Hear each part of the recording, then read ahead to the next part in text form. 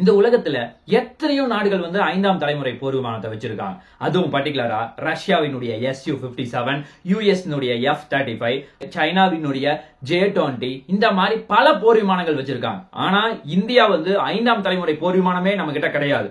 ஆனா நம்ம ரீசன்ட் டைம்ல அமெரிக்காவினுடைய F-35 அப்படின்னு சொல்லப்படக்கூடிய அந்த போர் விமானத்தை நம்முடைய ரேடார் மூலமா கண்டுபிடிச்சு ஒரு மிகப்பெரிய சாதனையை பண்ணியிருக்காங்க. இது வருங்காலத்துல எவ்வளவு பெரிய உதவியா இந்தியாவுக்கு இருக்க போகுது. ஏன் வந்து இந்தியா ஐந்தாம் தலைமுறை போர் விமானம் அமெரிக்காவினுடைய F-35 வாங்காம இருக்கிறதுக்கு முக்கியமான காரணம் என்ன? F-35 ஒரு முக்கியமான ட்ரபிள் இருக்கு. அதை பத்தி தான் டீடைலா நீங்க பதில பார்க்க போறோம். வணக்கம் நண்பர்களே.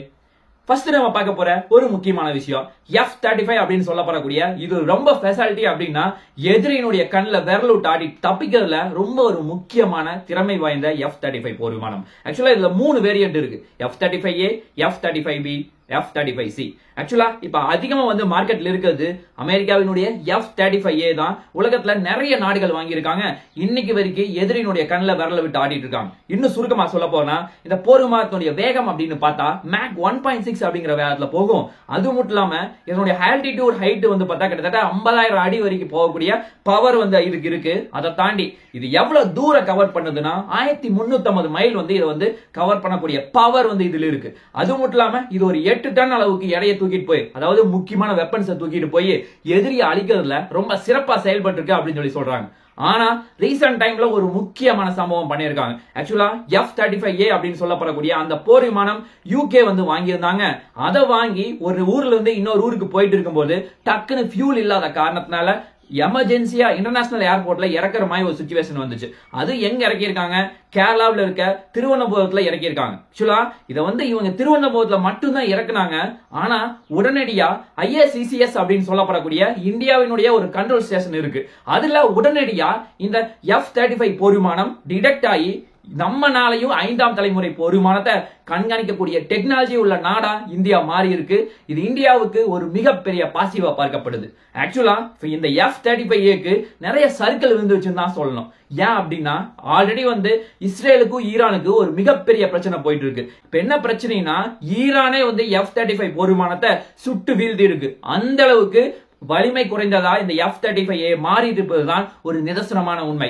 ஏன்னா இந்த அமெரிக்காவினுடைய முக்கியமான ஸ்பெஷாலிட்டியே இந்த லாக்ஹீட் மார்டின் உருவாக்கி இருக்க இந்த F-35A வந்து எதிரினுடைய கண்ணில் விரல விட்டு ஆட்டுறதுதான். ஆனா அந்த மாதிரி போர் விமானத்தை நம்ம கண்டுபிடிக்கிறோம்னா இது சாதாரண விஷயம் கிடையாது. அவங்களுடைய டெக்னாலஜி அப்படிங்கிறது ரொம்ப பலவீனம் ஆயிட்டு இருக்கிறதா நமக்கு தெளிவா தெரியுது. இதையும் தாண்டி இந்த போர் விமானம் அப்படிங்கிறது அவ்வளவு எளிதா வாங்க முடியாது. ஒரு போர் விமானம் வாங்கணும்னா கிட்டத்தட்ட $80 பில்லியன் மேல நம்ம செலவு பண்ணி ஒரு போர் விமானத்தை வாங்குற மாதிரி ஒரு சிச்சுவேஷன் இருக்கு. இன்னும் சுருக்கமா சொல்ல போனா அது மெயின்டெனன்ஸ் காசு, ஸ்பேர் பார்ட்ஸ் இதெல்லாம் வாங்கும் போது கிட்டத்தட்ட ட்ரில்லியன் கணக்கில் ஆகும். அவ்வளவு காசு செலவு பண்ண வேண்டி ஒரு போர் விமானத்தை வாங்கணும். அதையும் தாண்டி இது வந்து நம்ம 1 மணி நேரம் வந்து அதை ஓட்டணும்னா எவ்வளவு செலவு ஆகுதுன்னா கரெக்டா சொல்லணும்னா $35,000 இருந்து $45,000 ஆகுது. அவ்வளவு காசு செலவு பண்ணாதான் அந்த போர் விமானத்தையே நம்மளால ஓட்ட முடியுது. இது மட்டும் இல்ல பிரச்சனை கிடையாது. இது மெயின்டெனன்ஸ் அப்படிங்கிறது ஒரு அவ்வளவு ஈஸியான காரியம் கிடையாது. இது வந்து நார்மலா நம்ம கிட்ட ஐந்தாம் தலைமுறை போர் விமானம் AMC உருவாக்குறோம். ரஃபேல் இருக்கு, Su-30 MK இருக்கு. ஏன் ஃபியூச்சர்ல Su-57 கூட நம்ம வாங்கினாலும் ஒரே இன்ஃப்ராஸ்ட்ரக்சர்ல மெயின்டைன் பண்ணிக்கலாம். ஆனா இதை மெயின்டைன் பண்ண முடியாது. இதற்குன்னு தனியா பிரத்யேகமா ஒரு இன்ஃப்ராஸ்ட்ரக்சரை டெவலப் பண்ணும். அவ்வளவு பெரிய சிக்கல் வந்து இந்த F-35 போர் விமானத்துல இருக்கு. அதையும் தாண்டி இதை மெயின்டெனன்ஸ் பண்ணணும் அப்படின்னா இங்க இந்தியாவில் இருக்க யாருனால முடியாது. அமெரிக்கால இருந்து அதுவும் பர்டிகுலரா லாக்ஹீட் மார்டின்ல இருந்து ஆட்கள் வந்தா மட்டும்தான் இதை ரெடி பண்ண முடியும். அந்த அளவுக்கு எல்லாமே கிரிட்டிக்கலான டெக்னாலஜி.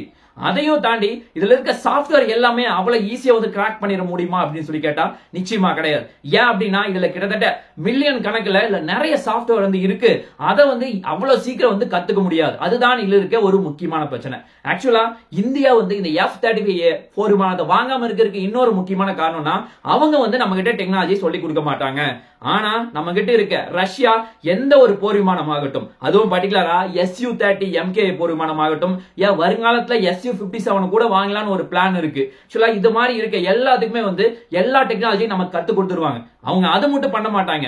ஆக்சுவலா எந்த ஒரு ஸ்பேர் பார்ட்ஸும் நம்மளே தயாரிச்சுட்டு மாடிஃபிகேஷனும் பண்ணிக்கலாம். அதுக்கு வந்து அவங்க அக்சஸ் கொடுத்துருவாங்க. ஆனா இந்த அமெரிக்காவினுடைய F-35 போர் விமானம் அந்த மாதிரி எந்த ஒரு அக்சஸும் நமக்கு கொடுக்க மாட்டாங்க. ஆக்சுவலா எந்த ஒரு எமர்ஜென்சினாலும் நம்ம அவங்க கிட்ட தான் நம்ம வந்து ஹெல்ப் கேட்கற மாதிரி இருக்கும். அவங்க கிட்ட தான் எல்லா ஸ்பேர் பார்ட்ஸும் வாங்குற மாதிரி இருக்கும். அதுதான் இதுல இருக்க இன்னொரு முக்கியமான பிரச்சனை. அது மட்டும் இல்லாம இன்னொரு முக்கியமான முக்கியமான பிரச்சனை இந்த பிளாக் பாக்ஸ் அப்படின்னு சொல்லப்படக்கூடிய இந்த கருப்பு பெட்டியில இருக்கு எந்த ஒரு டேட்டாவும் ரியல் டைம் டேட்டா நமக்கு கொடுக்க மாட்டாங்க. அது டைரக்டா லாக்ஹீட் மார்டினுக்கு தான் இந்தியாவுல வாங்கினா இங்கிருந்து அங்க போயிடும். நம்ம எந்த ஒரு டேட்டாவை கேட்டாலும் நம்மள டிமாண்ட் பண்ணி நீங்க இதை பண்ணுங்க அதை பண்ணுங்க அப்படின்னு சொல்லி நிறைய பிரச்சனைக்கு உள்ளாக்குவாங்க. அதுதான் இன்னொரு முக்கியமான பிரச்சனை. ஆக்சுவலா இந்தியா இத்தனை பிரச்சனையை கன்சிடர் பண்ணிட்டு இப்ப நடக்கிற சிச்சுவேஷன் எல்லாமே பார்த்துட்டு அதுவும் பர்டிகுலரா லாக்ஹீட் மார்டினுக்கு இப்ப நிறைய ஆர்டர்ஸ் வந்து குறைஞ்சிட்டே வருது. ஏன்னா அமெரிக்கா ராணுவமே வந்து எங்களுக்கு F-35 போர் விமானம் வேணாம், அந்த ஆர்டர் குறைங்க அப்படின்னு சொல்லி நின்று இருக்காங்க. அதையும் தாண்டி வருஷத்துக்கு 48ல இருந்து 50 ஆர்டர் வரைக்கும் போயிட்டு இருந்துச்சு. இப்ப திடீர்னு 24 ஆர்டரா வந்து மாறி இருக்கு. அந்த அளவுக்கு ஆர்டர்ஸ் வந்து தொடர்ந்து குறைஞ்சிட்டே வருது. அதுக்கு காரணம் F-35A வந்து உலகத்துல நிறைய நாடுகள் வந்து இது கொஞ்சம் காஸ்ட் அதிகமா இருக்கு, நிறைய இன்ஃப்ராஸ்ட்ரக்சர் செலவு பண்ண வேண்டியது இருக்கு. அதையும் தாண்டி இப்ப நிறைய பிரச்சனைகள் வந்துட்டு இருக்கு அப்படின்னு சொல்லிட்டு எல்லா நாடுகளும் வாங்குறதுக்கு ஆர்வமா இல்ல. அதுதான் ஒரு நிதர்சனமான உண்மை. அது மட்டும் இல்லாம இப்ப வாங்கினா நம்ம F-35A அப்படின்னு சொல்லப்படக்கூடிய அந்த பழைய காலத்து போர் விமானத்தை வாங்க முடியும். ஏன் இப்ப ரீசெண்டா அவங்க உருவாக்கிட்டு இருக்க F-35B, F-35C இந்த மாதிரி போர் விமானத்தை நம்ம வாங்க முடியாது. ஏன்னா அது வந்து அளவுக்கு அதிகமா அவங்ககிட்ட கிடையாது. அதை மெயினா வந்து இப்ப அமெரிக்கா ராணுவம் மட்டும் தான் யூஸ் பண்றதுக்கு அக்சஸ் பண்ணிருக்காங்க. வெளியில இருக்க வேற எந்த நாடுமே வாங்க முடியாது. அது இன்னொரு முக்கியமான பிரச்சனையா இருக்கு. ஆக்சுவலா இன்னொரு முக்கியமான டேட்டா சொல்லணும்னா இந்த F-35A அப்படின்னு சொல்லப்படக்கூடிய இந்த போர் விமானத்தை பார்த்து காப்பி பண்ணி சைனா வந்து J-35A அப்படின்னு சொல்லப்படக்கூடிய அந்த போர் விமானத்தை உருவாக்கி இப்போ பாகிஸ்தானுக்கு கொடுத்துட்டு இருக்காங்க. ஆக்சுவலா பாகிஸ்தான் வந்து இதை யூஸ் பண்ணா கண்டிப்பா வந்து இந்தியா ஈஸியா வந்து அந்த ரேடார் மூலமா நம்முடைய லேட்டஸ்ட் டெக்னாலஜி மூலமா கண்டுபிடிச்சு ஈஸியா சுட்டு வீழ்த்திடும். இது வந்து பாகிஸ்தானுக்கும் சைனாவுக்கும் ஒரு மிகப்பெரிய பின்னடைவா இதுல வந்து பார்க்கப்படுது. அதே மாதிரியே இன்னொரு முக்கியமான குட் நியூஸ் ஒன்று கிடைச்சிருக்கு. ஆக்சுவலா இந்த தேஜஸ் MK-1A அப்படின்னு சொல்லப்படக்கூடிய இந்த போர் விமானம் கிட்டத்தட்ட 18 மாசம் தாமதத்துக்கு அப்புறம், கரெக்டா சொல்லணும்னா 1.5 வருஷம் தாமதத்துக்கு அப்புறம் ஜூலை மாசம் நாசிக்ல இருந்து முதல் தேஜஸ் MK-1A வெளியே வரப்போகுது அப்படின்னு சொல்லி ஒரு முக்கியமான அபிஷியல் அனௌன்ஸ்மெண்ட் கிடைச்சிருக்கு. இது இந்தியாவுக்கு ஒரு மிகப்பெரிய பாசிட்டிவா வந்து பார்க்கப்படுது. உலகத்துல நிறைய நாடுகள் வந்து F-35 போர் விமானத்தை வாங்குறத தாண்டி அதனுடைய எதிரி நாடுகள் எல்லாருமே அதை எப்படி வந்து ட்ராக் பண்ணும் அப்படின்னு சொல்லி மிகப்பெரிய முயற்சியில் இருக்காங்க. ஆக்சுவலா இவங்க எல்லாம் இந்த மாதிரி டெக்னாலஜி இருந்தா கண்டிப்பா வந்து F-35 போர் விமானத்தை ட்ராக் பண்ண முடியும். அதுவும் பர்டிகுலரா AESA அப்படின்னு சொல்லப்படக்கூடிய அந்த ரேடார் இருந்துச்சுன்னா கிட்டத்தட்ட நம்மளால கண்காணிக்க முடியும். இன்னும் சுருக்கமா சொல்ல போனா இந்த AESA ரேடார் எதுக்குன்னா, அதாவது அட் அ டைம்ல மல்டிபிள் டார்கெட் வந்தாலும் ஃபுல்லா கண்டுபிடிச்சு ட்ராக் பண்றதா என்னுடைய ஒரு முக்கியமான வேலை. ஆனா இத வந்து F-35 போர் விமானம் 100% வந்து ட்ராக் பண்ணிருமா, கண்டுபிடிச்சிருமா அப்படின்னு சொல்லி கேட்டா நிச்சயமா கிடையாது. அதுவும் பர்டிகுலரா ஒரு 50 to 60% ட்ராக் பண்றதுக்கு நிறைய வாய்ப்புகள் இருக்கு. அதையும் தாண்டி இன்னொரு முக்கியமான டெக்னாலஜினா டிஸ்ட்ரிபியூட்டர் ஆப்சர் சிஸ்டம். ஆக்சுவலா இது வந்து இன்ஃப்ராரெட் ரேஸ் மூலமா கிட்டத்தட்ட 360 டிகிரியும் ஃபுல்லா கண்காணிக்கும். ஆக்சுவலா இது எப்படின்னா, நம்ம வந்து நார்மலா வந்து ஒரு போர் விமானத்தை ட்ராக் பண்ணணும்னா அதனுடைய ஷேப்பை வச்சு ட்ராக் பண்ணுவோம், அது எந்த இடத்துல போயிட்டு இருக்குன்னு சொல்லி இதன் மூலமா கண்டுபிடிப்போம். அதையும் தாண்டி நம்ம இன்னொரு மெத்தட் அப்படின்னா, எப்படியா இருந்தாலும் போர் விமானத்துல இன்ஜின்ல கண்டிப்பா ஹீட் ஆகும். அப்படி ஹீட் ஆச்சுன்னா கண்டிப்பா வந்து அதுல இருந்து ரேடியேஷன் வரும். அதுல வந்து கண்டுபிடிக்க வாய்ப்பு இருக்கு. இல்லைன்னா எக்ஸாஸ்ட்ல இருந்து இன்ஜினுடைய எக்ஸாஸ்ட்ல இருந்து அதுல ஹீட் வரும். அந்த ஹீட் மூலமாவும் கண்டுபிடிக்க முடியும். ஆக்சுவலா இந்த ரெண்டு மெத்தடையுமே ஈஸியா இந்த மாதிரி ஒரு மெத்தட் மூலமா இன்ஃப்ராரெட் ரேஸ் யூஸ் பண்ணி கண்டுபிடிச்சு எளிதில் வந்து நம்மளால ட்ராக் பண்ண முடியும். இது வந்து ஈஸியா வந்து எதிரிய அழிக்கிறதுக்கு இது ரொம்ப முக்கிய பங்கு வகிக்கும். அதையும் தாண்டி இன்னொரு முக்கியமான சிஸ்டம்னா எலக்ட்ரோ ஆப்டிகல் டார்கெட் சிஸ்டம். ஆக்சுவலா இந்த சிஸ்டத்தின் மூலமா பின் பாயிண்டா எல்லா டார்கெட்டையுமே கண்டுபிடிக்கக்கூடிய பவர் வந்து இதுல இருக்கு. ஆக்சுவலா இது வந்து ரேடாரோட சப்போர்ட் இல்லாமயே இதன் மூலமா கண்டுபிடிக்க முடியும். இதுதான் ரொம்ப முக்கியமான சிஸ்டமா பார்க்கப்படுது. அதையும் தாண்டி இன்னொரு முக்கியமான டெக்னாலஜி ஆர்டிபிஷியல் இன்டெலிஜென்ஸ் டெக்னாலஜி மூலமா கம்பல்சரி வந்து நம்மளால ட்ராக் பண்ண முடியும். அது எப்படின்னா, மல்டிபிள் ரேடார்ஸ் எல்லாத்தையுமே வந்து ஃபுல்லா இன்டகிரேட் பண்ணும். அதை தாண்டி இன்ஃப்ராரெட் ரேஸ், அதே மாதிரி எலக்ட்ரானிக் சிக்னல், இந்த மூணையுமே இன்டகிரேட் பண்ணி எது வந்து ரியல் டைம் டேட்டா இப்ப எந்த இடத்துல இருக்குது அப்படின்னு சொல்லி கண்டுபிடிச்சு அதை அழிக்கிற முதல் கொண்டு ஆர்டிபிஷியல் இன்டெலிஜென்ஸ் இந்த இடத்துல அதுதான் வந்து ஃபைனல் டிசிஷனை எடுக்குன்னா பாத்துக்கீங்களா. அந்த அளவுக்கு வந்து இந்த F-35 கண்டுபிடிக்கிறதுக்கு இந்த ஆர்டிபிஷியல் இன்டெலிஜென்ஸ் ரொம்ப உதவியா இருக்கும் அப்படின்னு சொல்லி சொல்றாங்க. ஜெனரலா வந்து F-35 வந்து எப்படி எல்லாம் கண்டுபிடிக்கல அப்படின்னு சொல்லி நம்ம பேசணும். இந்தியா வந்து எப்படி திருவனந்தபுரத்துல நம்ம இந்த F-35 கண்டுபிடிச்சா அப்படின்னு பார்த்தா நம்ம கிட்ட ஒரு முக்கியமான டெக்னாலஜி இருக்கு.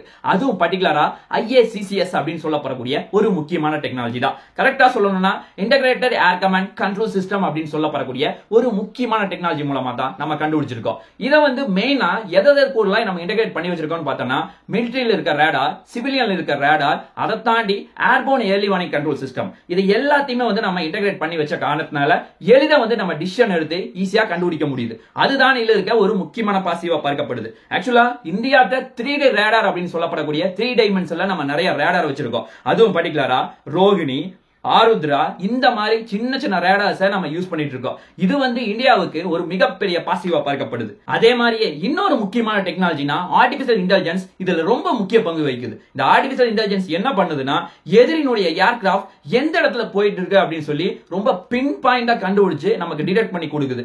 இதுவும் பர்டிகுலரா எப்படி நமக்கு சொல்லுதுன்னு பாத்தீங்கன்னா எவ்வளவு உயரத்துல போயிட்டு இருக்கு, எதிரி வந்து எந்த ரூட்ல வந்தாங்க, எந்த ரூட்ல போக போகுது, இந்த மாதிரி பல டேட்டாவை வந்து நமக்கு அனலைஸ் பண்ணி டக்குன்னு நம்ம ஆர்டிபிஷியல் இன்டெலிஜென்ஸ் கொடுத்துக்கிட்டே இருக்கும். இதன் மூலமா எதிரியை வந்து ஈஸியா வந்து நம்மளால கண்டுபிடிக்க முடியும். இது வந்து இந்தியாவுக்கு ஒரு மிகப்பெரிய பாசிட்டிவா பார்க்கப்படுது. அதையும் தாண்டி நம்ம கிட்ட இன்னொரு முக்கியமான டெக்னாலஜி இதுல வச்சிருக்காங்க. அதுவும் பர்டிகுலரா பாசிவ் ரேடார் அப்படின்னு சொல்லப்படக்கூடிய ஒரு முக்கியமான டெக்னாலஜி தான். ஆக்சுவலா இதன் மூலமா நம்ம F-35 ஈஸியா வந்து டிடெக்ட் பண்ண முடியும். ஆக்சுவலா இது எப்படின்னா நம்ம கிட்ட Su-30 MK அப்படின்னு சொல்லப்படக்கூடிய ஒரு முக்கியமான போர் விமானம் இருக்கு. இதுல வந்து இன்ஃப்ராரெட் ரேஸை யூஸ் பண்ணி நம்ம ஈஸியா வந்து டிடெக்ட் பண்ண முடியும். இதன் மூலமா இந்தியா வந்து F-35 கண்டுபிடிக்கிறாங்க.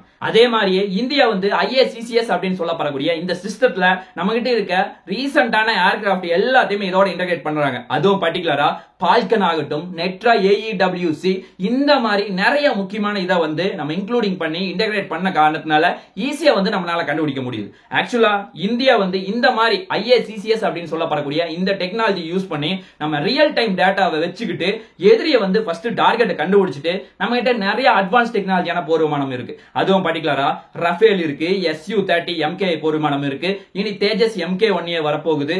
இந்த மாதிரி பல போர் விமானங்கள் இருக்கு. இதை வச்சுட்டு ஈஸியா வந்து அட்டாக் பண்ணி சுட்டு வீழ்றதுக்கு நிறைய வாய்ப்புகள் இருக்கு. பார்க்கலாம் என்ன நடக்குது என்று சொல்லி நாளைக்கு இன்னொரு நல்ல ஒரு வீடியோவில் உங்களை நான் சந்திக்கிறேன். நன்றி, வணக்கம், தேங்க்யூ, ஜெய் ஹிந்த்.